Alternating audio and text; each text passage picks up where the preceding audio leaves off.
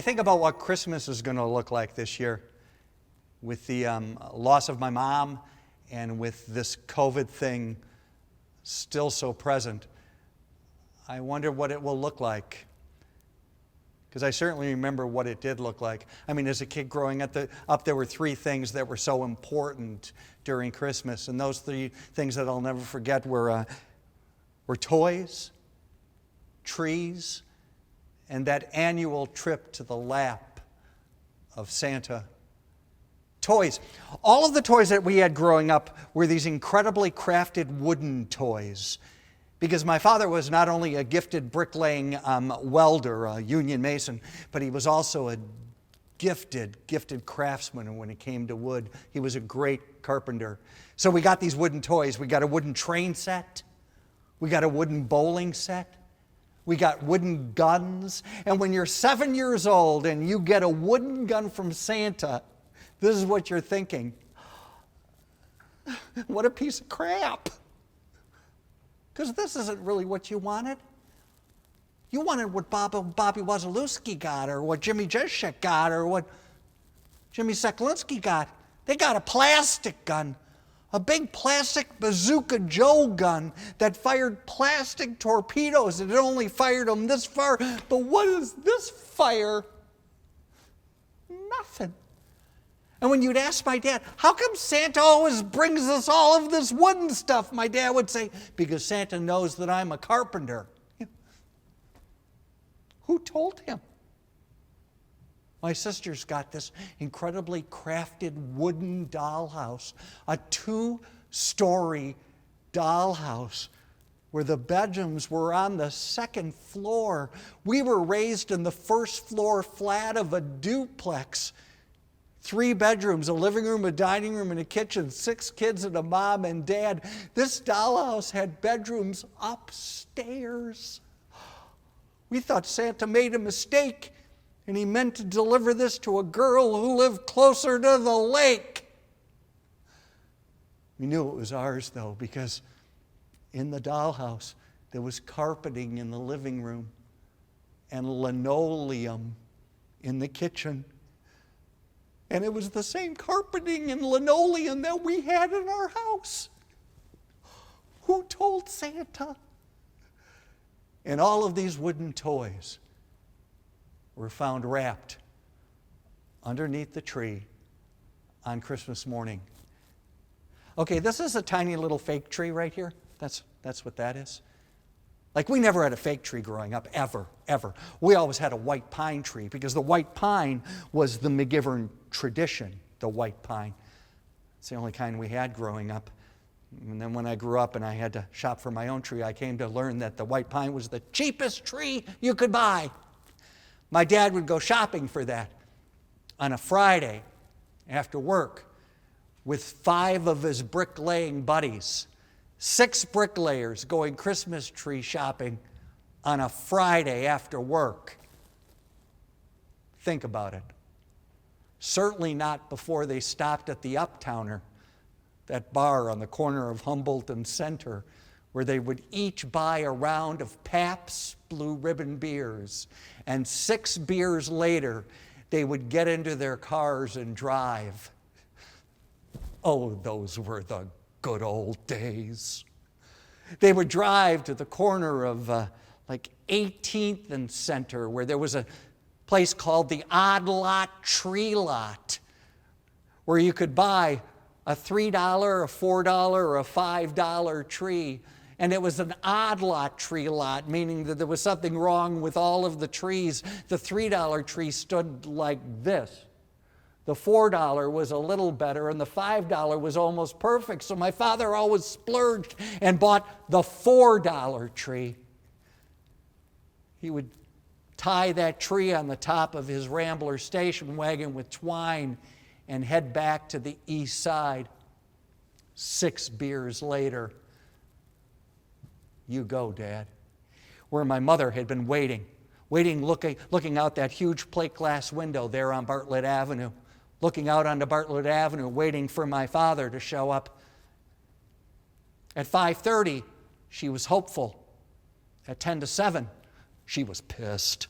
Yeah, because my father promised he wasn't going to stop after work. So at 10 to 7, my father would turn the corner with that $4 odd lot tree tied to the Rambler station wagon, and my mother would see him and go into the front hall closet and take a wire hanger and disassemble that wire hanger in just a moment, because when my mom's angry, she's very strong. My father would bring that crooked trunk tree into the living room and place it into that green and red tree stand and tighten it up.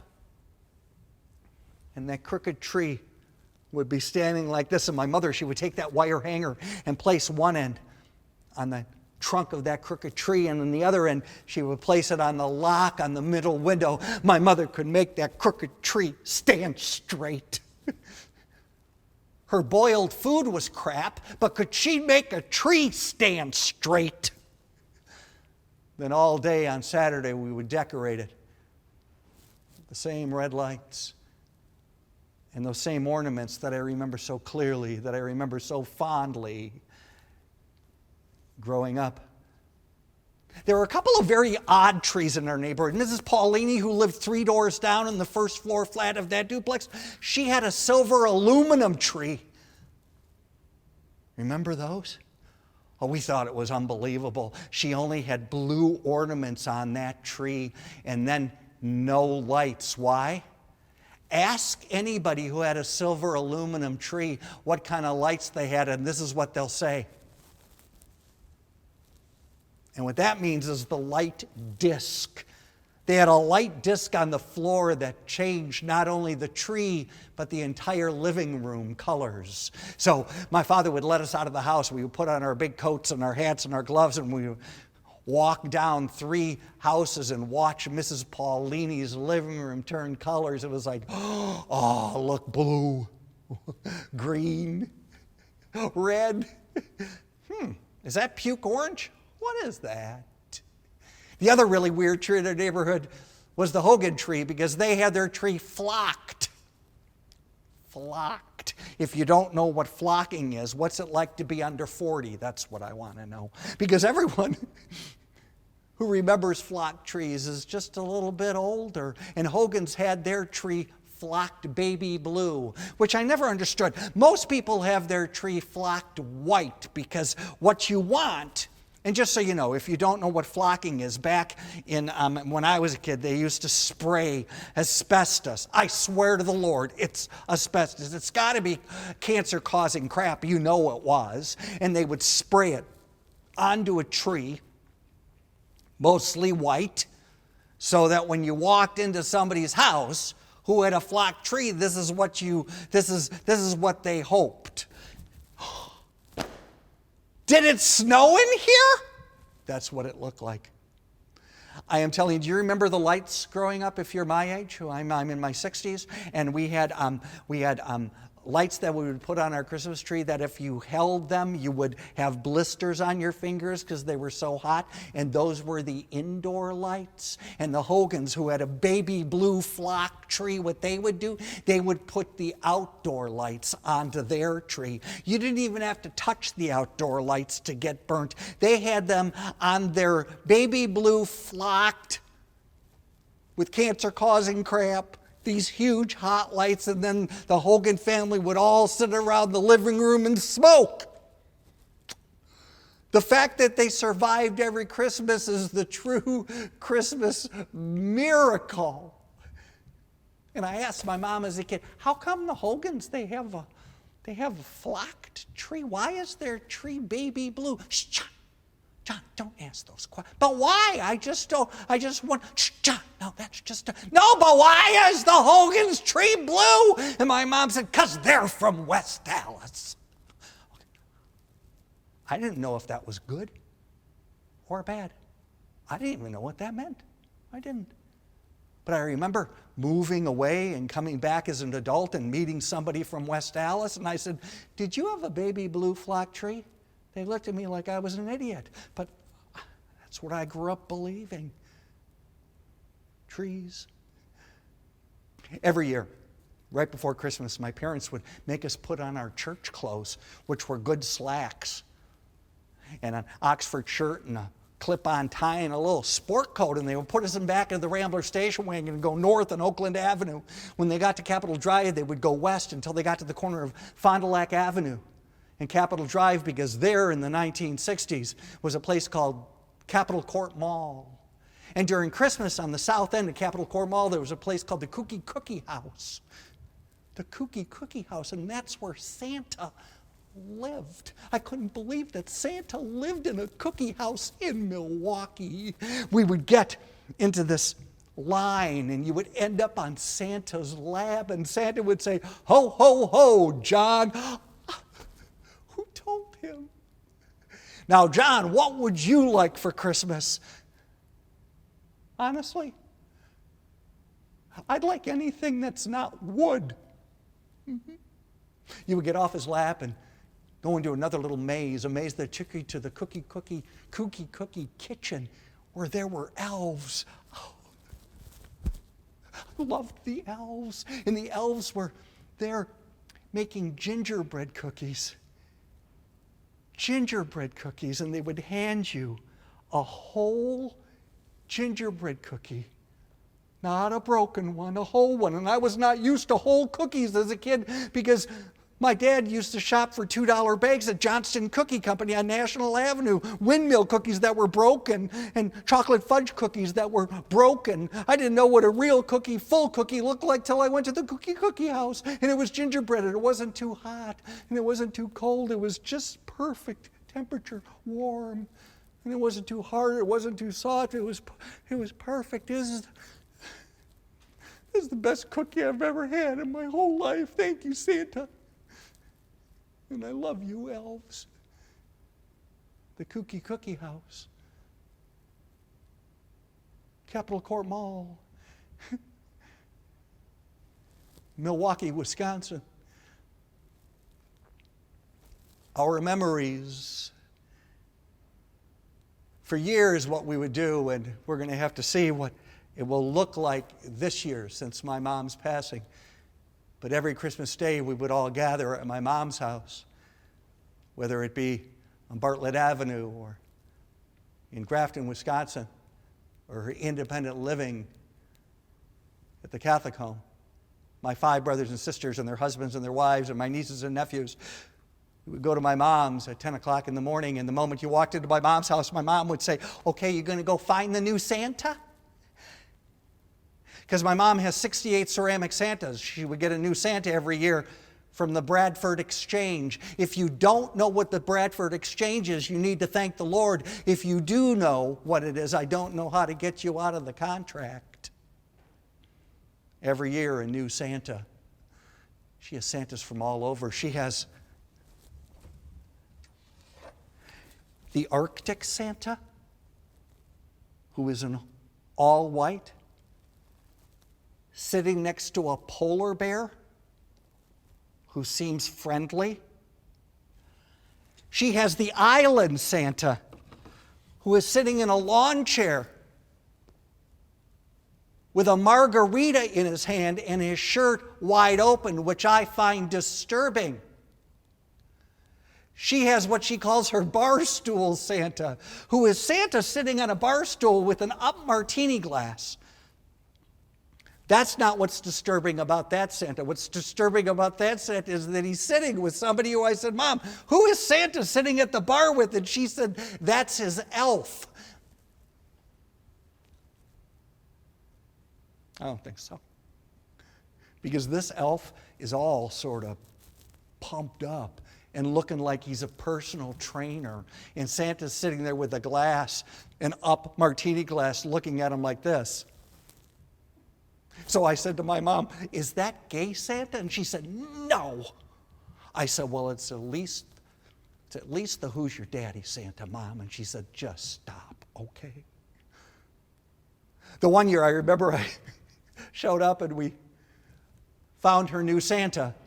And it was an iPod Santa, a Santa who had an iPod and 2 earbuds. And I said, "Oh, look, Mom, it's an iPod Santa." And she said, "What?"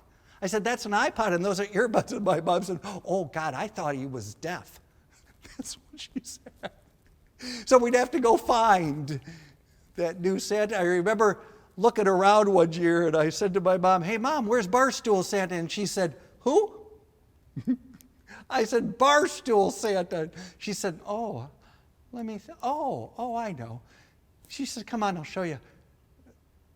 We walked into her bedroom, and she opened up the closet door, and there on the floor of her closet was Barstool Santa. I said, "Why is Barstool Santa in the closet?" My mom said, "You know." So what we will do this year, I'm not sure, because we have kind of divided the Santas in the family, is what we've done. Usually what we would do after we went to find the Santa, we would go and look at her 18-piece Celtic creche set. Now, I don't know if you guys know what a creche is, because I did not know what a creche was. Like, I knew it as a manger growing up or a nativity scene, and we had a very simple one. It was just in a box, and it was just the main characters, Mary and Joseph, and the wise men, and the donkey, and Jesus. Jesus, who was laying right on the hay, like. And as a kid, you'd always be like, "Oh, somebody pick Jesus up. He doesn't look comfortable." Because my mom used her Easter basket hay for the manger as well. So as a kid, I thought Jesus was born on pink hay. Then she started collecting the Celtic creche set from the Bradford Exchange. Don't ask if you don't know.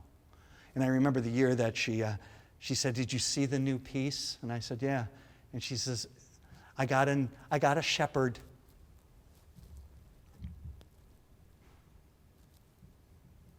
This is what she called her shepherd. And I looked at this Celtic creche piece and I said, "No, Mom, that's not a shepherd, that's a wise man." She said, No, that's a shepherd, because I already have 3 wise men. I said, "Mom, now you have 4 wise men." She says, "Why? How do you know it's not a wise man?" I said, "Because he's fancy, Mom, and he's bearing a gift." And my mom said, "Oh, for Christ's sake." And I said, "Exactly."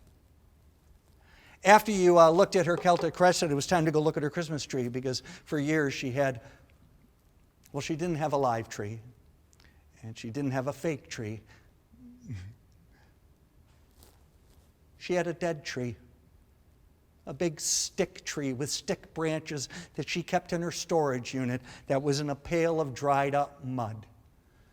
She would bring it up and she would decorate it with 1 strand of red lights and those ornaments that I remember so fondly as a kid. And every year I'd say, "Mom, let's get you a tree next year. This is what we're going to do. I'm going to get you a small live tree." And no, John, I don't want that. "Well, how about I get you an artificial tree? We'll get you a small one. We'll decorate it. You can put it in a bag, and then we'll put it in storage, and then you can just take the bag off. It'll be out." "No, John, I don't want that." "But Mom, this is a dead stick." "No, John. This is my Charlie Brown Christmas tree." What are you supposed to say to that? Okay. Once you look at a tree, it was time to go to her kitchen, because in her house in Grafton and in her independent living house at the Catholic home, she had a counter in between her living room and her kitchen. And on the counter, she would set up her Christmas village. Tiny little Victorian houses, tiny little people, and tiny little shops, and a covered brick. It looked like downtown Cedarburg, I swear. She would have it all set up on her counter, and then she would go to the second bathroom and remove the huge mirror from the wall and place it in front of the village, and she'd say, "That's the skating pond." "No, Mom, that's not the skating pond. That's Lake Michigan." And then she would go and get the reindeer. 2 reindeer this big, and put it on either side of the Christmas village. And every year I'd say, "You know, Mom, those reindeers could eat that village in 2 seconds." And she'd say, "Oh, why don't you just be quiet?" I said, "But Mom, those reindeers and the skating pond, they're really not to scale." And she'd say, "Oh, John, they're not to scale. Not to scale. Like, I don't know that. Right, John?" The truth is, I love it.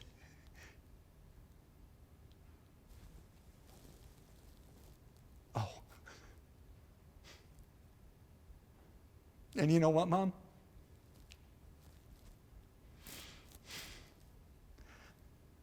So do I. Because it's about that Christmas village that is never ever to scale. It's about that Christmas stick that is holding those ornaments that I remember so fondly growing up on the east side of Milwaukee. It's about that 18-piece Celtic crest set with 4 wise men. It's about those 68 ceramic Santas, and more than that, it's about that white pine tree that stood so straight looking out that huge plate glass window out onto Bartlett Avenue on the east side of Milwaukee. It's about those incredibly crafted wooden toys that were made by a man we lost way too early. And more than any of that, it's about the memory of my mom and all of my brothers and sisters and my nieces and nephews coming together on that Christmas morning and sitting around a table and bringing voice and honor to those traditions that we call ours. And my hope for all of you this Christmas, after this very strange spring and summer and fall, that you are able to gather with those that you love most, and that you are able to sit around a table and bring voice and honor to those traditions that you call yours. Have a great holiday, everybody.